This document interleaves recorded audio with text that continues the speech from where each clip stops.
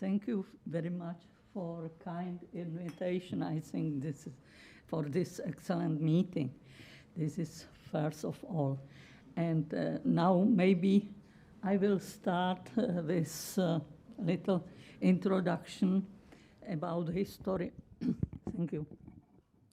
So I was working as a clinician for 2 years after medical school. And then I moved to Prague, to the lab. Oh, it's not... if it's easier to read yeah, here. Yeah, I see. But I had another... That's working here. I see, yeah. I started to work in the Institute of Microbiology, Research Institute of Czech Academy of Science. And my supervisor and head of the Department of Immunology was Professor Sterzel.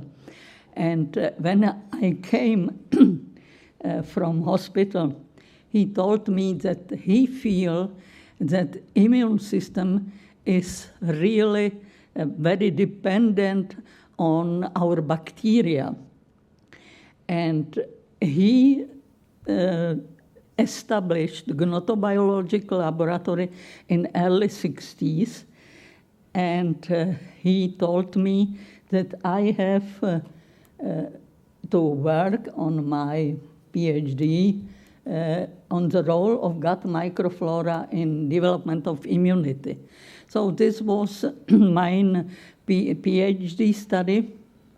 And during my life, I cooperated with very nice people working in Gnotobiological Laboratory, and we started our work with using animal model of germ-free, deprived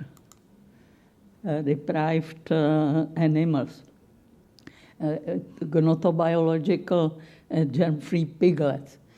And I had the opportunity to meet people who were working in the field, but in humans. It was Raya Lodinová-Žádníková, pediatrician in our country, and Professor Hansson, with whom she was working. And so I was involved in this study doing immunological analysis, but we did not meet before Velvet Revolution, Nene Hansson. And he was first who called me after political change in our country and invited me to his lab. So this was for our lab very important start in the field. And then I met my really good friends. John Zebra, also after political change, wrote me that he wished to spend sabbatical half a year in our lab. And in fact, Ray Ogra I met thanks to Jiří Mesteky, who was in fact working in the same laboratory under Professor Sterzel, but then he moved to States. Oh, I would like only to thank all these people who were very helpful and directed my research also. I think I will not repeat things which were excellently covered by either Jiří Mesteky and Ray Ogra. And I decided to select some of immunomodulatory factors which influence the immune system. I don't know, it's not there. So I would point out that all immunomodulatory factors, and majority of them, are influencing the immune cells directly or indirectly by influencing the microbiota composition and function in newborns. As you can see, the main influence for the life is the postnatal period. And here you can see that feeding practice milk, the lactation or artificial feeding is influencing the whole life of the infant. And I would like to start with some factors we touched in our research. So these were mainly the antibodies. We had the possibility to cooperate with pediatric clinic with Raya Lodinova, and we have shown that in human colostrum and milk there are diverse antibodies of various specificities directed to microbiota antigens as well to food antigens. This was in healthy mothers few days after delivery. Then we had very unique possibility to study the effect of colonization, artificial colonization of children with E. coli 83 in time when it was possible in our country, and it was introduced because of the outbreak of dangerous respiratory infection in maternal hospital, in delivery hospital, Institute for Care of Mother and Child. And Raya, as a pediatrician, had the possibility to work with mothers and child which were accommodated in this institute. In this institute, they offered single mothers with financial problems to spend few months after delivery in the hospital, and they were able and were agreeing to take samples from their children, and also their milk were available for research. So we had the possibility to study the secretory IgA levels first in stool of infants, the colonization, or now we can say oral administration of non-pathogenic probiotic E. coli was done in first 4 weeks with 3 times a week administration. And it was possible to study the development dynamics of development of IgA in stools, and I will show later also in maternal milk. So it was shown that colonized children were able to answer by antibody formation in case of their colonization with this type of E. coli. Also, not only the stools in these infants were positive for antibodies, but also the serum level of these antibodies were positive, mainly in breastfed infants. Moreover,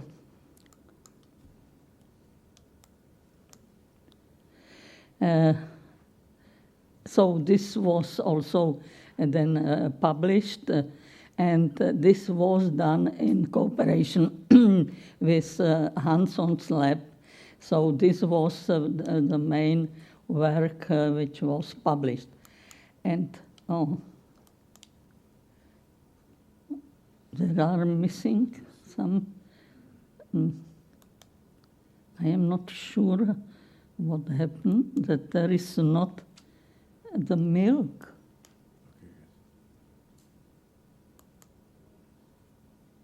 Stool filtrate.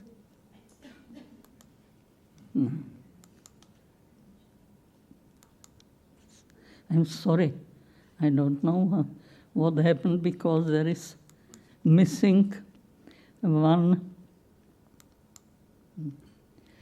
There is missing one slide showing that also in maternal milk we found antibodies against this E. coli.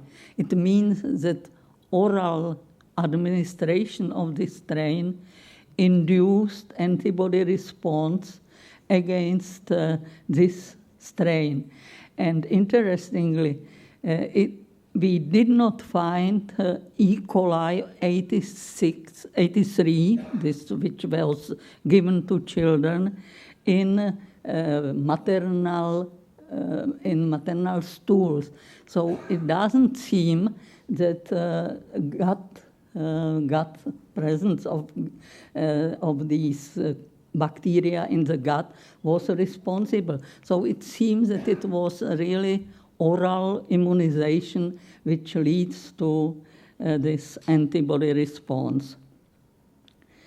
Now, we were interested also when working with germ-free pigs with the repertoire of antibodies. We were interested in so-called natural antibodies, and we used as a wonderful experimental model, as I told, germ-free, colostrum-deprived pigs. Professor Ogra elegantly showed the part of animals which are really life-dependent on colostrum.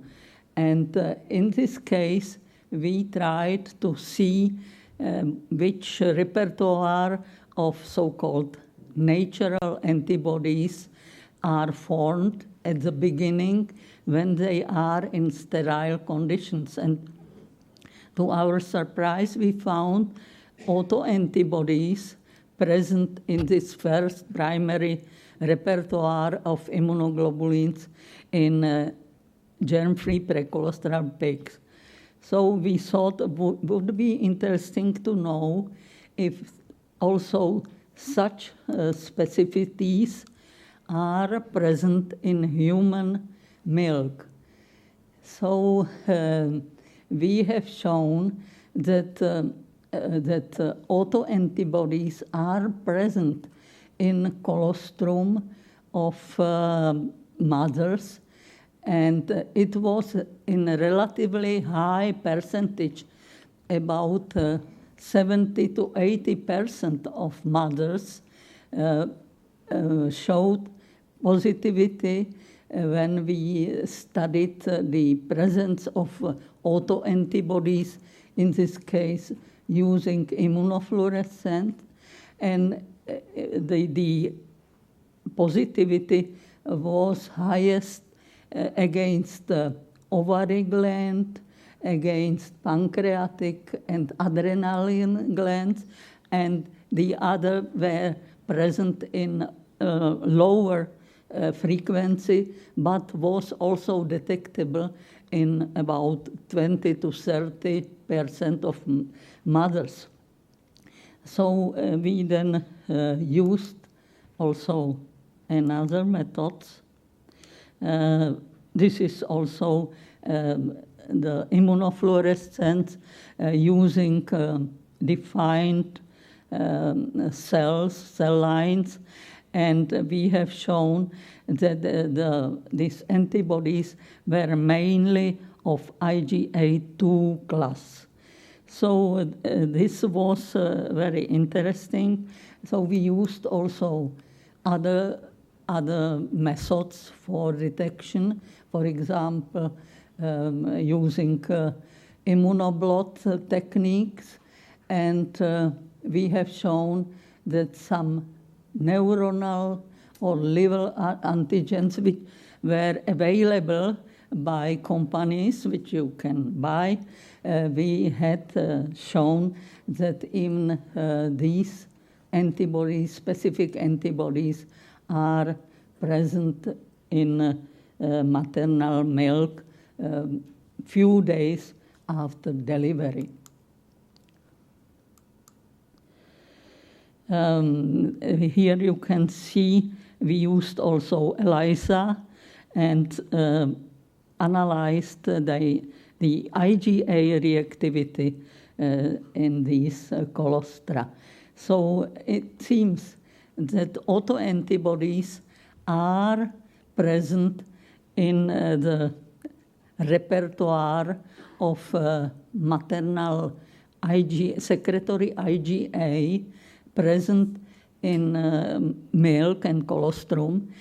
And you know that most of antibody specificity was detected, analyzed, and really demonstrated against various bacterial or microbial antigens, but very few the papers are dealing with autoantibodies present in human colostrum. We think that even these antibodies exert regulating activity in developing infant's gut. And it probably, as it is discussed in these papers about natural antibodies and their function, that they can really influence the immunologic development of the infant. The other immunomodulatory factor which we touched were cytokines. We liked the new approach, which was now the possibility to work with available arrays, for example, a protein array, which is, you probably know, which is based on antibodies of various specificities bound on nitrocellulose, and then you can add samples and see the reactivity against wide spectra. So Mila Kverka, our students in this time, did this methodology, introduced this methodology, and we used it for a detection of various cytokines. This is how it looks after development of this microarray, and they were available in the form of 24 cytokines and chemokines, and also with 79, I think. And you can see that it's possible then to demonstrate also the changes in cytokine spectrum during the development in mothers.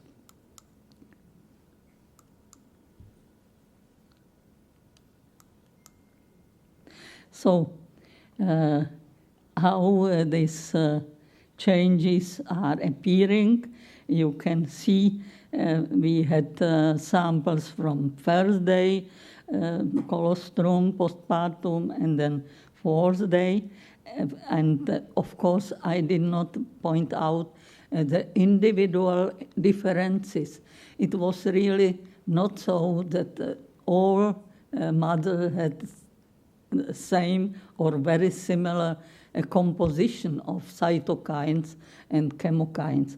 And we could follow the changes, and also we analyzed the changes in concentration with time after delivery. Now, we found very interesting results because we used for this purpose also this more rich array. And for first time, we found some of them. And I told you that they were inter-individually very variable. But what was the main functions of these newly detected human milk cytokines? So chemokines, these which are there described, which really regulate intestinal lymphoid tissue development. Then the other group is covering growth factors. And for us, it was a surprise that really also the cytokine spectra contain such a growth factors which influence nervous system development, neurotrophic factors, and so on. So I think that these cytokines are modulating not only immune system, but also other very important system in the development of the child. And of course, anti-inflammatory cytokines were the main content of cytokines in human milk. So I think that this is another case showing the importance of immunomodulatory factors in the milk. And we believe that really all so-called immunological factors exert this immunomodulatory activities, even these antibacterial components and others which are present in colostrum and milk. The last part was covered by our colleague, Jiří Hrdý. Oh, it's not working well. I cannot. Also? Yeah. I see. It's tricky. I apologize, really. I didn't expect it. So we tried to see the functional capacity of cells which are present in colostrum. And this was done usually by PCR, by detection of gene expression in colostral cells. And we were interested also in difference between allergic and healthy mothers because I did not tell it, but with Raya Lodinova, we have shown that breastfeeding influences very substantially the development of immune-mediated diseases, mainly allergy. And by breastfeeding, but also by colonization with this probiotic, E. coli 83, we have shown that even 10 years and 20 years after colonization of children, very early postnatally, influences the development of allergy. And it was shown and published that it has preventive activity. And Jiří is continuing this collaboration with this institute and hospital.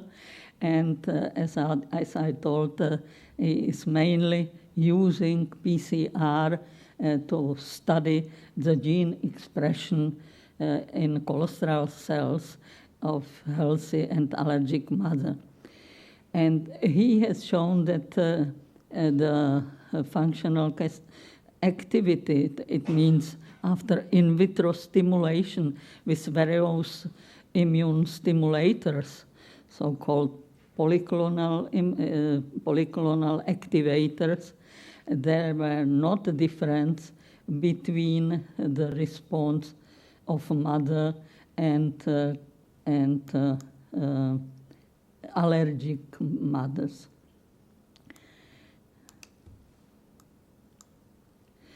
What was shown was a higher gene expression of Th2 cytokines and lower expression of regulatory cytokine TGF-beta in cord blood mononuclear cells of newborns, of allergic and healthy mothers.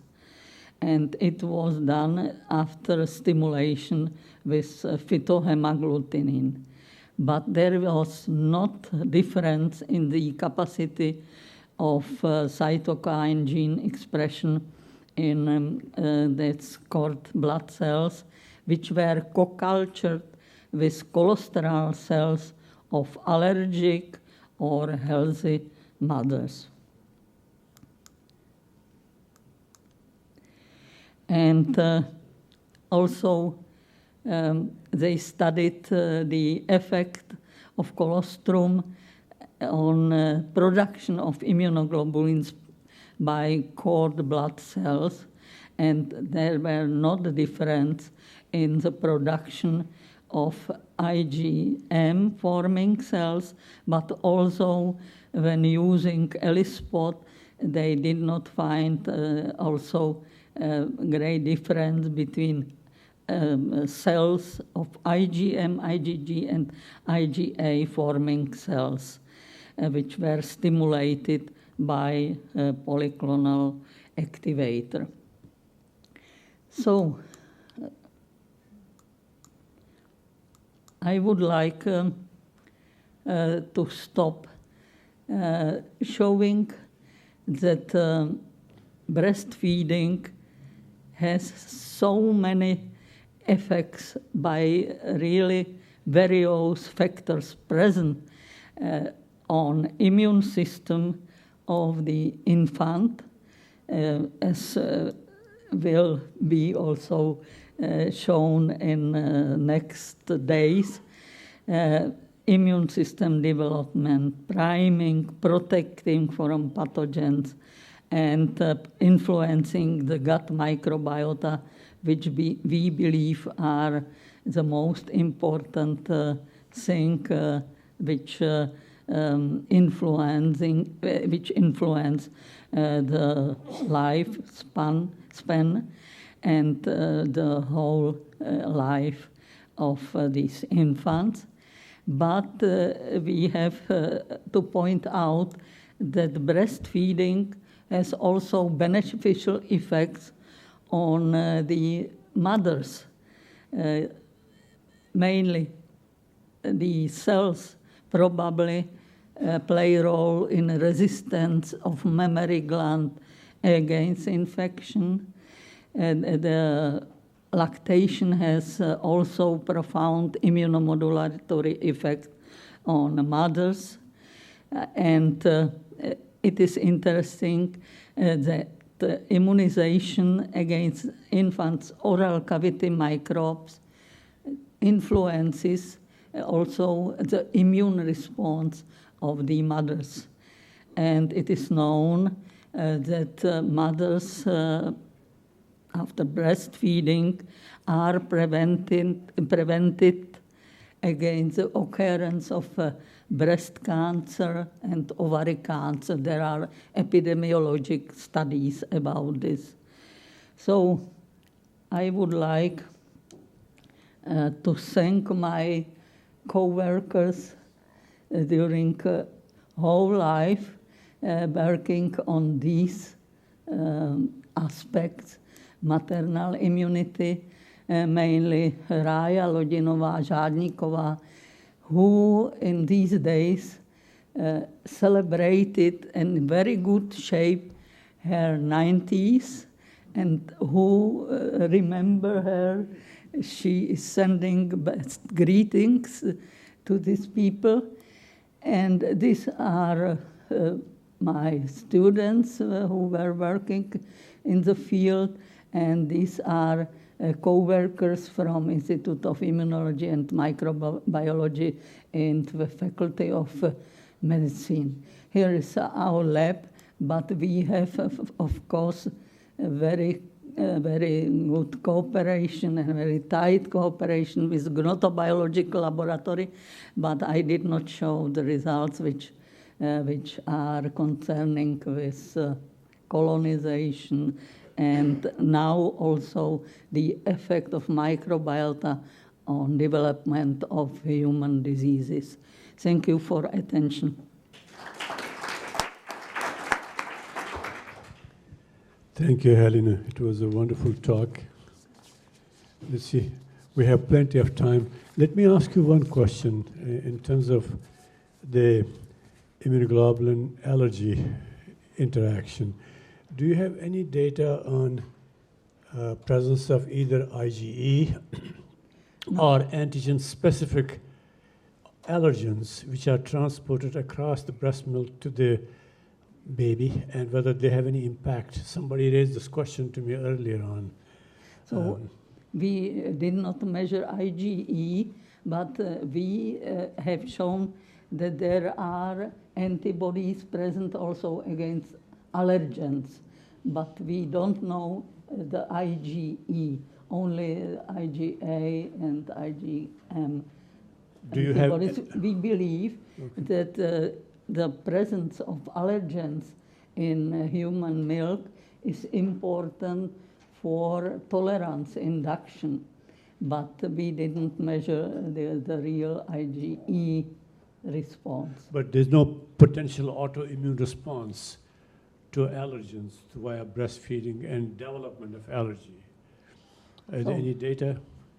About autoimmune diseases, I have no knowledge about this. Some epidemiologic studies showing it. Allergy, yes, but autoimmune diseases I have not seen. Maybe somebody knows. Okay, any questions? Yes. Behind me, Professor Dr. Rafiqul Islam from Bangladesh. My question, in respect of colonization of newborn, cesarean baby and vaginal delivery, what is the difference? Which is better? Yeah, so there is a really great difference in colonization of the children which were born by cesarean section or vaginally. And this was shown, and it leads in some delivery hospital, maybe you heard about it, that they use a vaginal smear to cover the skin of newborns to enable the colonization which occurs naturally during natural vaginal delivery. Well, we may hear more about that in the tomorrow's session also. Jerry? Helena, a few questions about autoantibodies IgA, which is quite surprising that milk would have, and we've discussed it before, as you well know. You have never looked at serum, as I was begging you to do for God knows how long. No serum antibodies? IgA? We really did not continue because Jarka Burjanova had 2 children, and so she left, and we had not another student to continue. I hoped to start with a new student, but she also had now a baby. It was not possible. I will tell it to... No, what's fascinating about the Colostrum IgA having autoantibodies to lots of different things. What came to my mind, what induces these antibodies? As you well know, in human intestinal tract, we have enormous number of epithelial cells, which have a very short half-life, 2 to 3 days. They peel off, and 1/3 roughly of the weight of the stool is contributed by epithelial cells which are eliminated or discomated from the intestinal tract. And nutritionists tell me that actually 10% or more of our protein need every day is due to the autodigestion of our own epithelial cells. So one could speculate that perhaps these epithelial cells may induce such IgA antibodies, which then, of course, due to the common mucosal immune system, may appear in colostrum. That's why I was asking about serum, because it's a different source. So I wanted to know about that.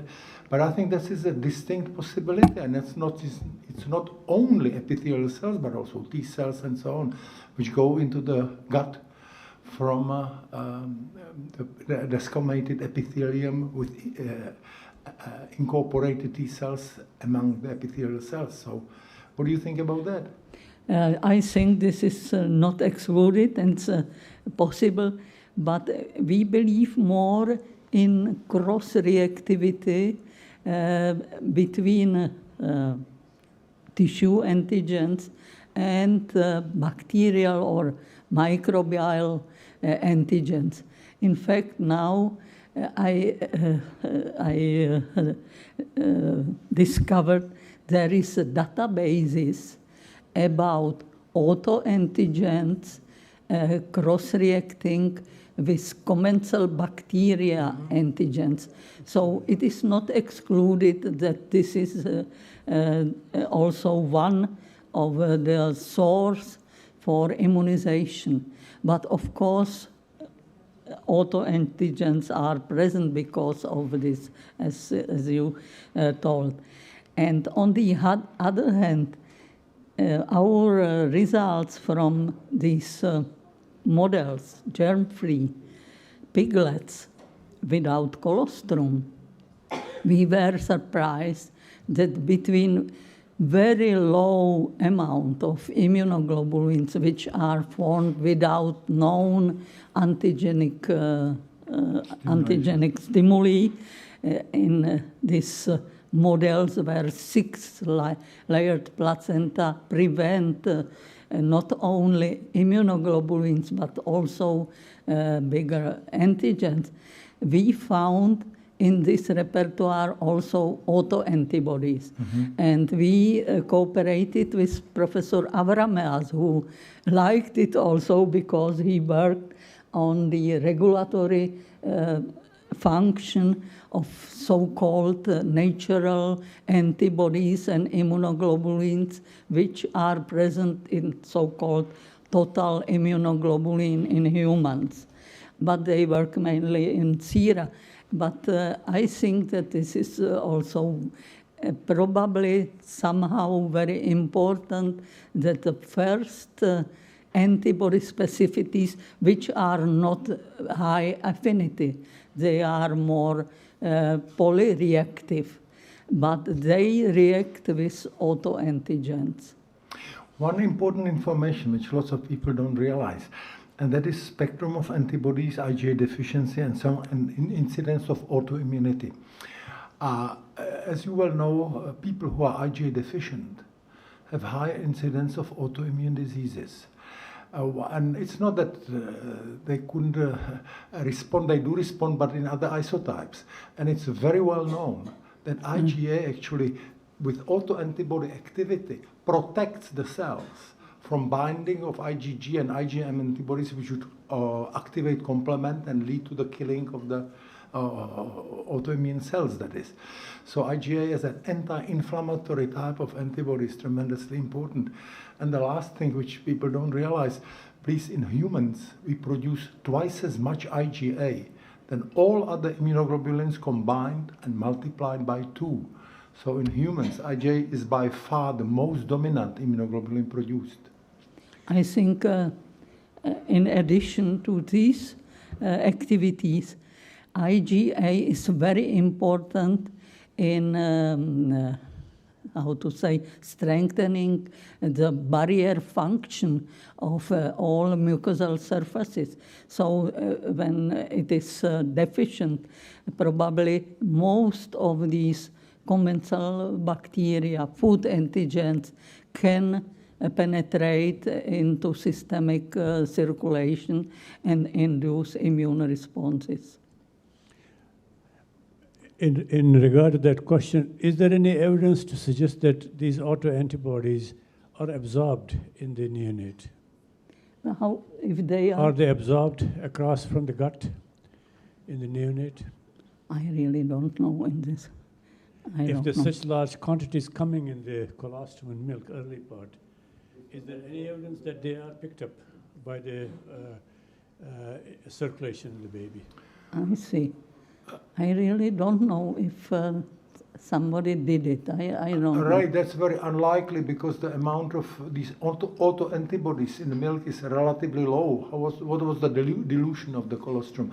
And as you have shown and others, IgA from the gut is really not absorbed into the circulation, so not too likely. So that's what I'm wondering, whether the pig is a good model to look at it. Maybe rabbit or human beings might be better, who have a little different placentation mechanism than pig and cow. I see. Yeah, probably will be interesting also to see the fate of these autoantibodies.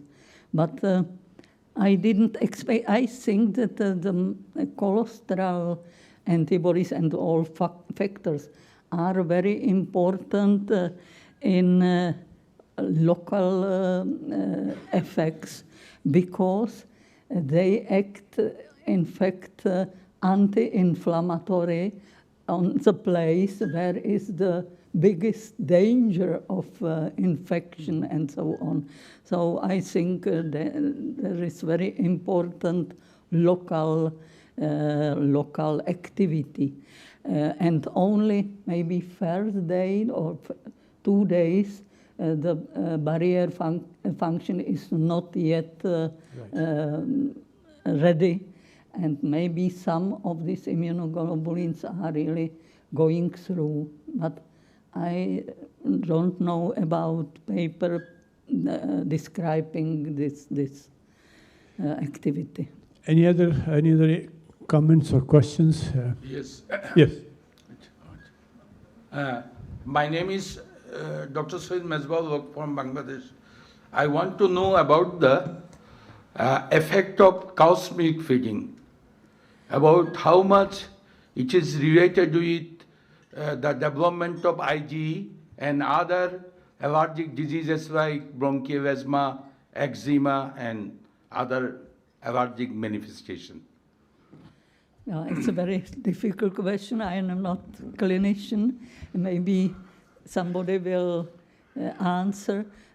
From the theoretical aspect of view, it's on one hand, it's very important and necessary. On the other hand, it is very often also allergen, which can induce these allergic reactivities. But I really don't know about the amounts, and maybe some clinician can answer. Valerie may have some answers maybe tomorrow or later on this afternoon. You might have.